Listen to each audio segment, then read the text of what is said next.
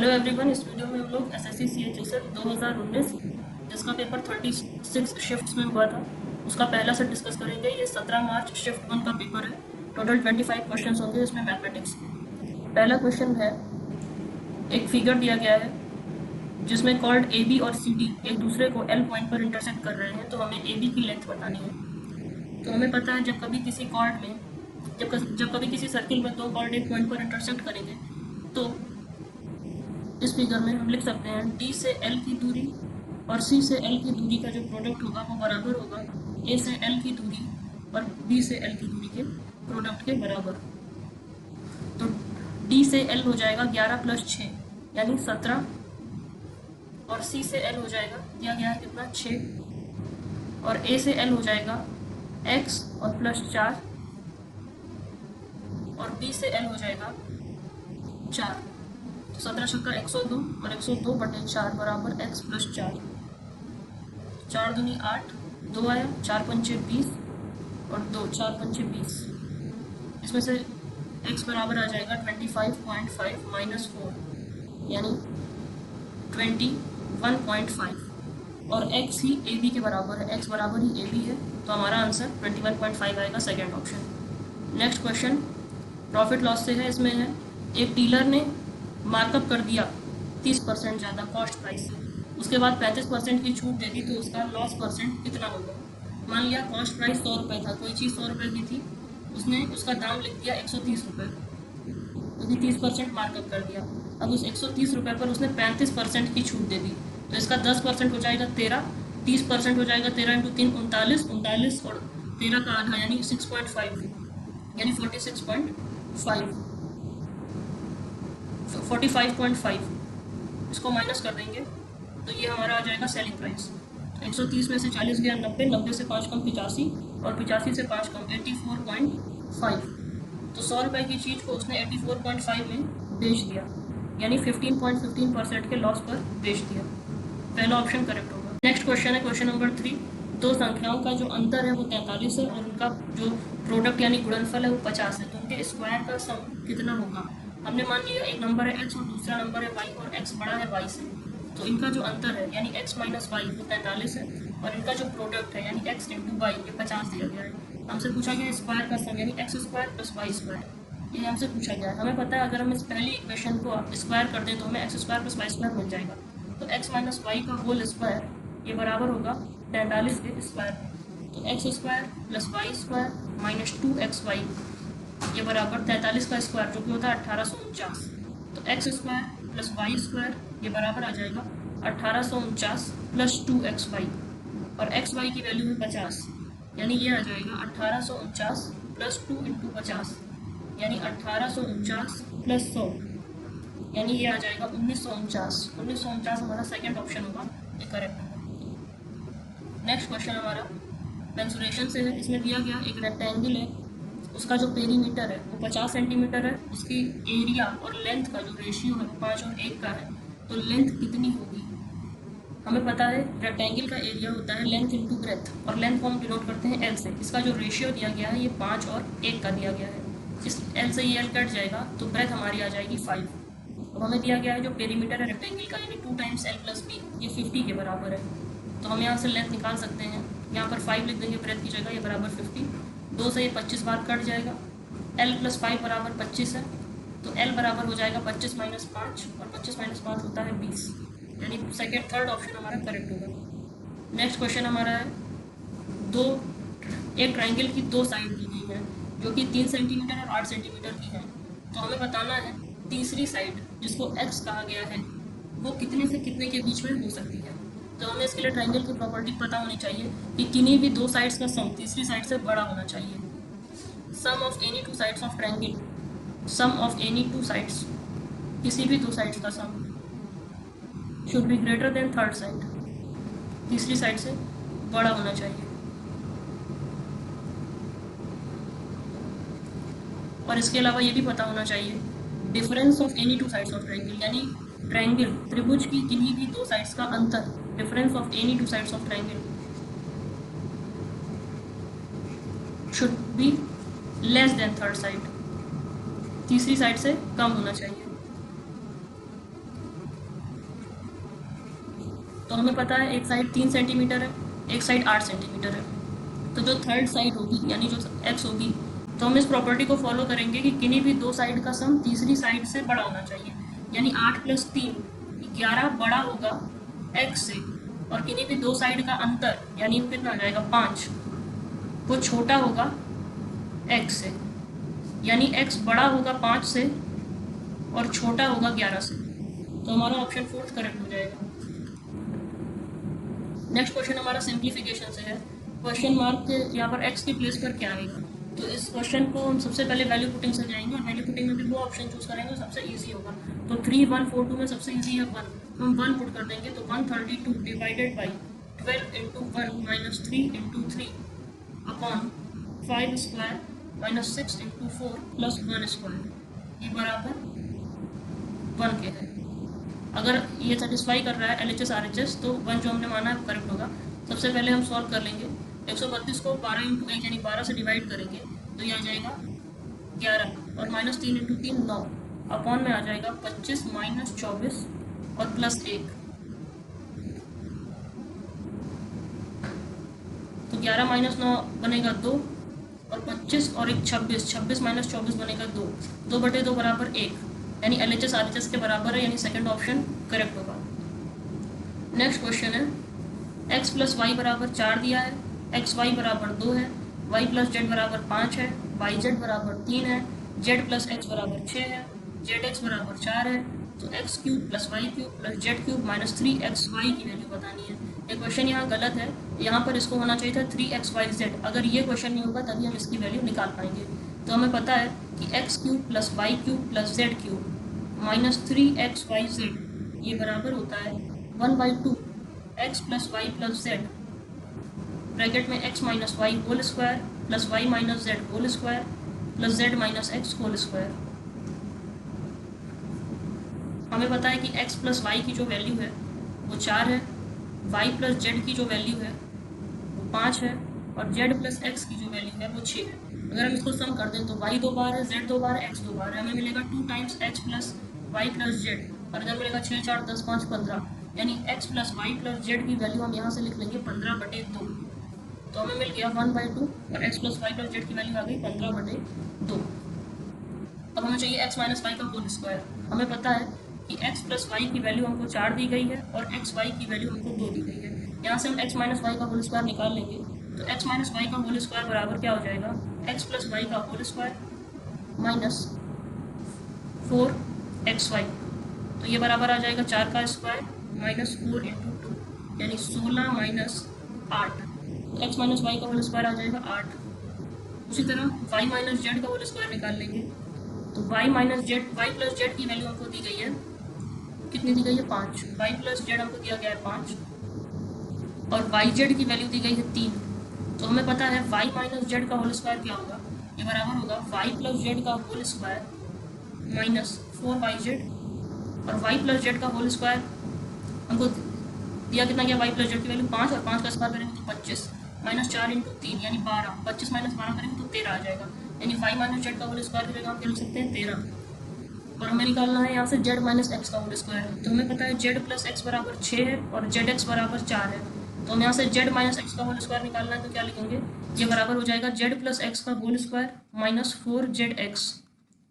तो z + x की value 6 दी गई है यहाँ पर, तो 6 का स्क्वायर करेंगे तो 36 - 4 इंटू zx की वैल्यू है 4, 36 - 16 ये बराबर आ जाएगा 20, यानी z - x के होल स्क्वायर की जगह हम क्या लिख सकते हैं 20 लिख सकते हैं। तो यहाँ से आ जाएगा 1/2 इंटू 15/2 इंटू 13 और 8 21, 21 और 20 41।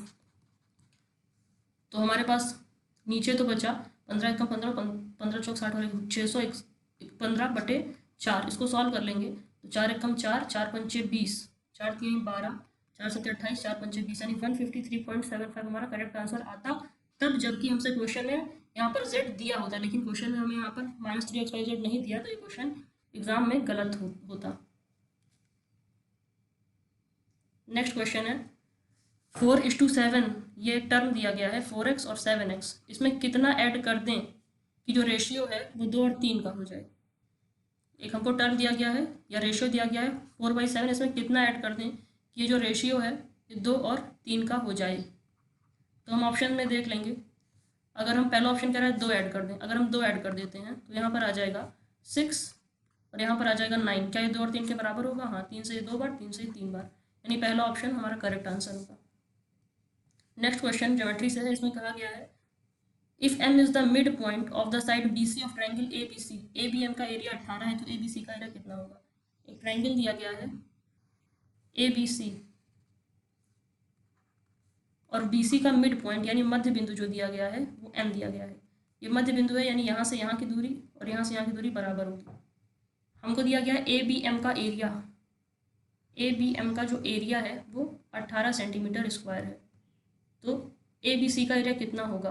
तो हमें पता है कि जो अगर किसी ट्रायंगल की हाइट सेम होती है तो जो बेस का रेशियो होता है वही एरिया का भी रेशियो होता है। अगर यहाँ इस ट्रायंगल ABC में AM हाइट हो जाएगी, हाइट सेम है, यानी एक की वैल्यू 18 है तो ये भी एक की वैल्यू 18 होगी, और 18 + 18 36 सेंटीमीटर स्क्वायर ABC का एरिया हो जाएगा, पहला ऑप्शन।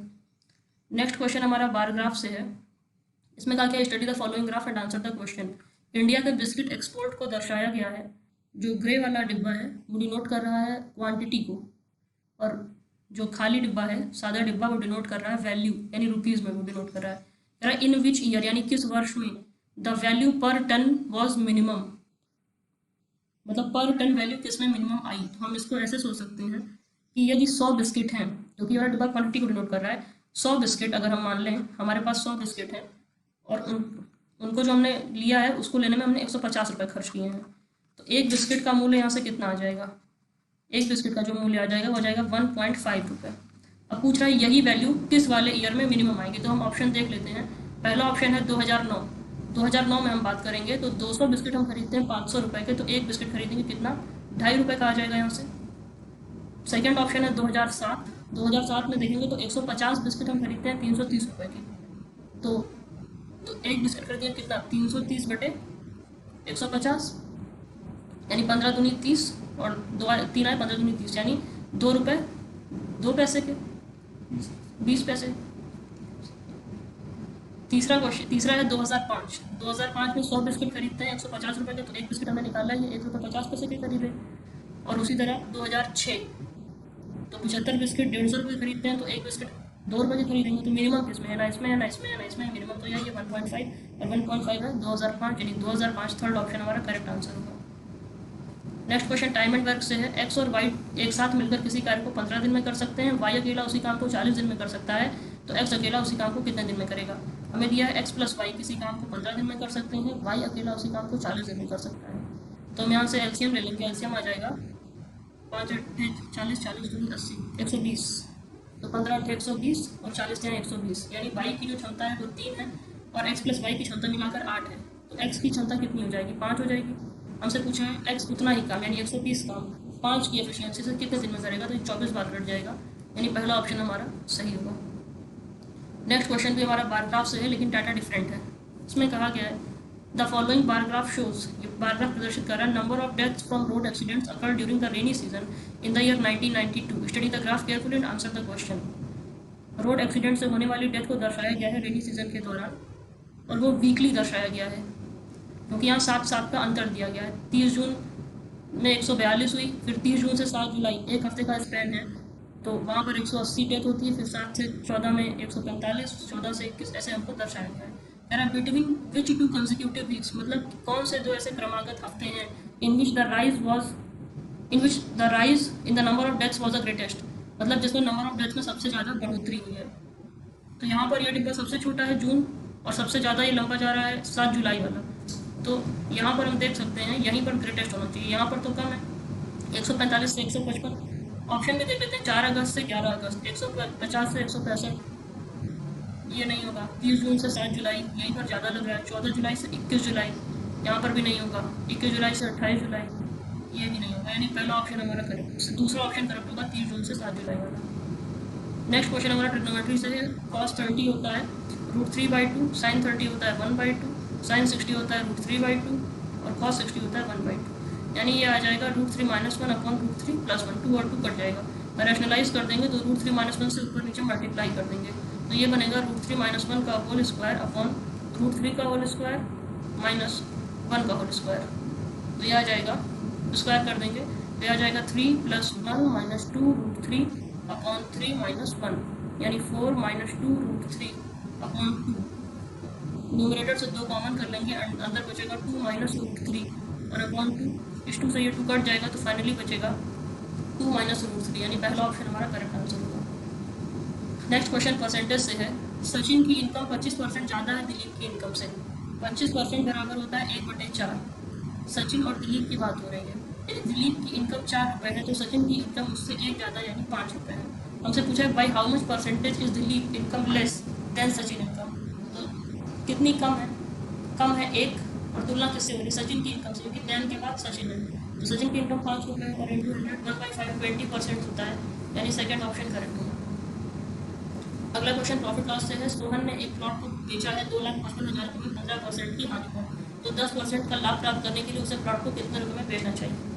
तो जो 2,55,000 है ये 85% की वैल्यू है, क्योंकि सेलिंग प्राइस 85% हो जाएगा, तो 110 की वैल्यू क्या होगी? तो 17 से कटना चाहिए। 17 से ये 5 बार, 17 × 17 8 और 17 मुझे 85 और 2 3 जीरो, 5 से ये 3,000 बार कट जाएगा, और 11 × 3 33 के बाद 4 जीरो आ जाएंगे, तो थर्ड ऑप्शन हमारा करेक्ट होगा। नेक्स्ट क्वेश्चन एवरेज से है। एक बैट्समैन अपनी 11वीं इनिंग में 77 रन बनाता है। 77 रन बनाने से उसका जो एवरेज स्कोर है वो 3 से बढ़ जाता है, तो बताइए 11वीं इनिंग के पश्चात उसका एवरेज स्कोर क्या होगा?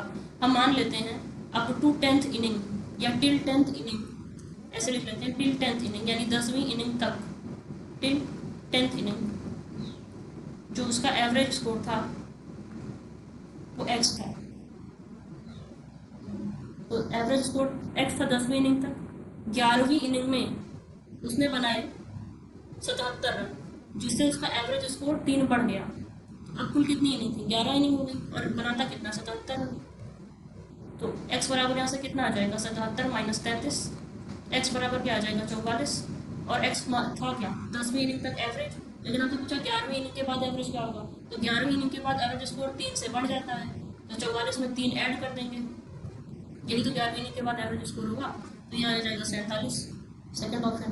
और ये जो लाइन लिखी गई है वो लिखा गया 10वीं इनिंग तक जो उसका एवरेज स्कोर था वो तो x था, उसके बाद एवरेज बढ़ रहा है इसलिए प्लस लगा दिया। चेंज कितने का हो रहा है? 3 का हो रहा है, और नंबर ऑफ मेंबर्स कितने परसेंट, यानी कुल कितनी इनिंग हुई है? तो 11 इनिंग हुई है, और यही बराबर है उसका 77 रन के। यही वाला यहाँ कॉन्सेप्ट यूज किया गया है। अगला क्वेश्चन है cosec theta plus cot theta 2 है, तो साइन थीटा की वैल्यू क्या होगी? हमें पता है अगर cosec theta plus cot theta 2 है तो cosec theta minus cot theta कितना होगा? 1/2 होगा, ये 1/2 हो जाएगा, और cosec theta plus cot theta ये बराबर 2 है। ये cosec theta plus cot theta 2 हो जाएगा, cosec theta minus cot theta 1/2 हो जाएगा, minus cot theta plus cot theta कट जाएगा, तो यहाँ से मिलेगा 2 कोसेक थीटा, दोनों को ऐड कर दिया, ये बराबर आ जाएगा 2 + 1/2, तो 2 कोसेक थीटा बराबर यहाँ से आ जाएगा 5/2, तो कोसेक थीटा बराबर आ जाएगा यहाँ से 5/4, और अगर कोसेक थीटा 5/4 है तो साइन थीटा यहाँ से आ जाएगा 4/5, और साइन थीटा की वैल्यू हमसे पूछी गई है, पहला ऑप्शन करेक्ट होगा। नेक्स्ट क्वेश्चन है a³ + b³ 20 है, a + b 5 है, तो a की पावर 4 + b की पावर 4 कितना होगा? हमें पता है अगर हम a² + b² का होल स्क्वायर कर देंगे तभी हमें मिलेगा a की पावर 4 + b की पावर 4, और आगे इसका स्क्वायर करेंगे तो +2a² b² भी मिलेगा, यानी ये वाला टर्म निकालने के लिए हमें a² + b² का होल स्क्वायर करना पड़ेगा, जिसके लिए हमें a² + b² पहले निकालना पड़ेगा। हमें पता है कि a³ + b³ ये बराबर होता है a + b a² - ab + b², या इसकी जगह हम लिख सकते हैं a + b, और इस कंप्लीट को लिख सकते हैं a - b का होल स्क्वायर, या a + b का होल स्क्वायर -3a, तभी हमें यही मिलेगा। ये बराबर क्या होगा? a³ + b³ होगा, a³ + b³ 20 है, a + b 5 है, a + b का होल स्क्वायर यानी 5 का स्क्वायर 25 आ जाएगा, -3ab, 5 से 4 बार कट जाएगा, और 4 - 25 करेंगे तो -21 बराबर -3ab क्या आ जाएगा? इस माइनस से ये माइनस कट जाएगा, 3 से 7 बार कट जाएगा, यानी ab बराबर 7 आ जाएगा। अब हमें पता है कि a + b 5 है और ab बराबर 7 है, तो हम यहाँ से अगर इसका स्क्वायर करते हैं a + b का होल स्क्वायर, तो हमें मिलेगा a² + b² + 2ab बराबर 25। a² + b² की हमको वैल्यू पता नहीं है, +2ab, और ab की वैल्यू 7, यानी 2 × 7 बराबर 25, तो यहाँ से मिलेगा ए स्क्वायर प्लस बी स्क्वायर बराबर 25 माइनस 14, तो यह आ जाएगा 11। अब हमें मिल गया कि ए स्क्वायर प्लस बी स्क्वायर की वैल्यू जो है वो 11 है। अब हम इस कंप्लीट का फिर से स्क्वायर कर देंगे, तभी हमें पावर 4 मिल पाएगी। तो हम लिख देंगे ए की पावर 4 दोनों साइड का स्क्वायर करने के बाद, ए की पावर 4 प्लस बी की पावर 4 प्लस 2 ए स्क्वायर बी स्क्वायर, ये बराबर 121 आ जाएगा। यानी ए की पावर 4 प्लस बी की पावर 4 बराबर 121 माइनस 2 ए स्क्वायर बी स्क्वायर, ये बराबर आ जाएगा 121 माइनस 2। और ए स्क्वायर बी स्क्वायर वैल्यू कितनी हो जाएगी, ए बी की वैल्यू अगर 7 है तो ए स्क्वायर बी स्क्वायर वैल्यू हो जाएगी 49 माइनस 2 इंटू 49, यानी 121 माइनस 98, और यह आ जाएगा 23। यानी ए की पावर 4 प्लस बी की पावर 4 हमारा 23 आ जाएगा। सेकंड ऑप्शन करेक्ट होगा। नेक्स्ट क्वेश्चन है sec square x minus 3 sec x plus 2 की वैल्यू 0 है, एक्स बड़ा है 0 से, छोटा है 90 से, तो एक्स की वैल्यू क्या होगी। तो सबसे अच्छा है वैल्यू पुटिंग। वैल्यू पुटिंग में हम सबसे पहले प्रेफर कर लेते हैं 60 डिग्री को। तो सेक 60 हमारा 2 होता है, 2 का स्क्वायर करने पर आएगा 4 माइनस 3 इंटू सेक 60 हो जाएगा 2 प्लस 2 बराबर 0 कहना चाहिए। तो 4 माइनस 6 प्लस 2 बराबर 0, यानी 4 प्लस 2 6, 6 माइनस 6 कितना 0, यानी 60 डिग्री हमारा करेक्ट आंसर होगा, third option. Next question bar graph से है।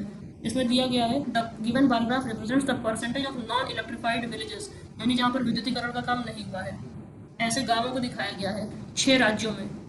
6 राज्य हैं A B C D E F. Graph को स्टडी करके दिए गए क्वेश्चन का उत्तर बताना है। प्रतिशत ऑफ नॉन इलेक्ट्रिफाइड विलेजेस, यानी परसेंटेज वाइज दिया गया है कि स्टेट ए में 10% विलेजेस नॉन इलेक्ट्रिफाइड है, स्टेट बी में 60% है, ये हमें दिया गया है।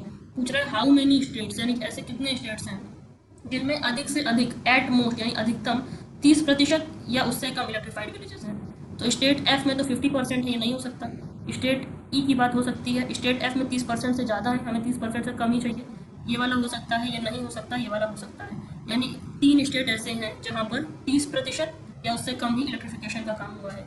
फर्स्ट ऑप्शन हमारा करेक्ट हो जाएगा।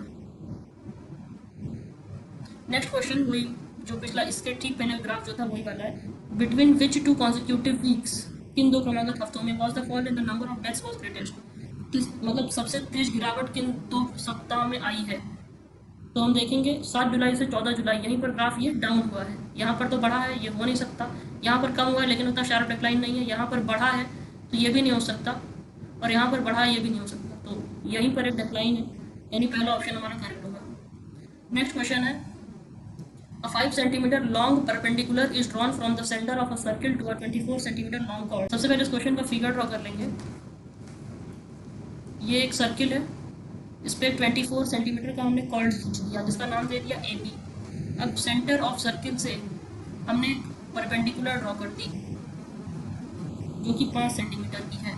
तो हमें बताना है डायमीटर कितना होगा। अगर हम इसको इससे ज्वाइन कर दें तो हमें रेडियस मिल जाएगी, और रेडियस को डबल कर देंगे तो डायमीटर मिल जाएगा। हमें पता है a line dropped from center of circle, a line dropped from center of circle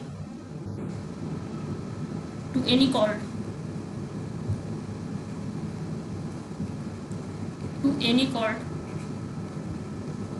bisects it,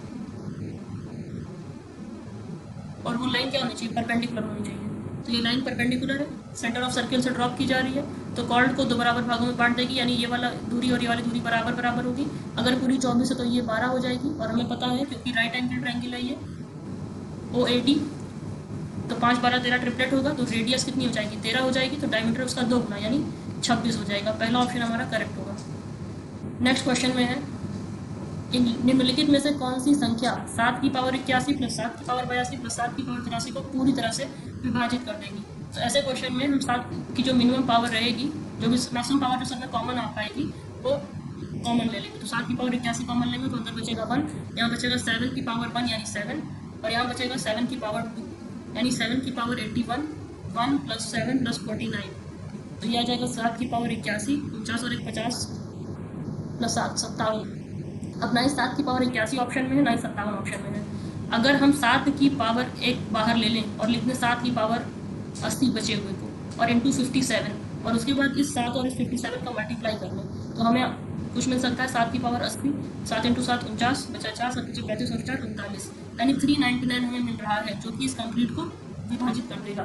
तो सेकेंड ऑप्शन हमारा यहाँ पर करेक्ट होगा। अगला सवाल है the difference of simple interest on a sum of money for 8 years and 10 years is 200 रुपये। The rate of interest 10% है, तो सम ऑफ मनी कितना होगा? तो हमें पता है कि 8 साल में 10% के हिसाब से हमें 80% इंटरेस्ट मिलेगा, जबकि 10 साल में 10% के हिसाब से हमको 100% इंटरेस्ट मिलेगा। इन दोनों का जो अंतर होगा वो 20% का होगा, और जो 20% है वो एक्चुअल में 200 की वैल्यू है। तो सम ऑफ मनी यानी 100% कितना होगा? तो ये आ जाएगा 200 को 20 से डिवाइड और 100 से मल्टीप्लाई, तो इससे ये 0 कट जाएगा, 2 से 5 बार कट जाएगा, 200 इंटू 5 हमारा 1000 आ जाएगा। नेक्स्ट और लास्ट क्वेश्चन है, a man walks from x to y at a speed of 20 kilometre प्रति घंटा but comes back from point y to x at a speed of 25, तो उसकी एवरेज स्पीड बतानी है। हमने मान लिया ये एक पॉइंट है x और ये एक पॉइंट है y। एक आदमी चलना शुरू करता है और x से y जाता है। x से y जब जाता है तो 20 किलोमीटर प्रति घंटा की रफ्तार से जाता है, और जब y से x आता है तो 25 किलोमीटर प्रति घंटा की रफ्तार से आता है। हमें पता है कि जब दूरी सेम होती है, ये जो दूरी है, डिस्टेंस है, ये सेम होती है, तो इस केस में जो एवरेज स्पीड का फॉर्मूला होता है वो होता है 2xy upon x plus Y, जहाँ पर x और y एवरेज मतलब स्पीड है अलग अलग, तो 2 इंटू 20 इंटू 25 अपॉन 20 प्लस 25, तो ये आ जाएगा 2 इंटू 20 इंटू 25, 20 और 20 40 5 45, 5 से ये 9 बार, 5 से ये 5 बार, यानी आ जाएगा 200/9, और 200/9 को हम लिख सकते हैं 22 सही 2/9। पहला ऑप्शन हमारा करेक्ट आंसर होगा। इसी के साथ ये वीडियो खत्म होता है।